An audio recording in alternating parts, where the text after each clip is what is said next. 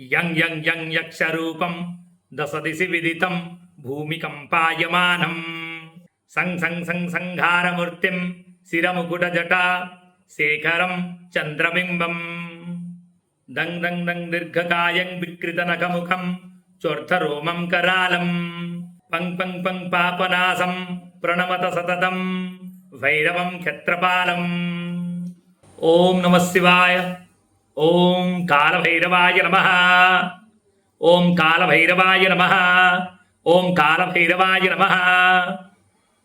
ଆଜି ମହାଦେବଙ୍କର କାଳଭୈରବ ସ୍ୱରୂପକୁ ଯଦି ଆପଣ ସ୍ମରଣ କରିବେ ସବୁ ଦୁଃଖ ଆଉ ଯାହା ବି ସନ୍ତାପ ଅଛି ତାହା ଦୂରେଇ ଯିବ, ଯାହା ମନସ୍କାମନା ଅଛି ପୂର୍ଣ୍ଣ ହେବ. ତେଣୁ ସମସ୍ତେ ସାଙ୍ଗରେ ସେଇ ଭୈରବ ମହାଭୈରବ କାଳଭୈରବଙ୍କୁ ସ୍ମରଣ କରିବେ.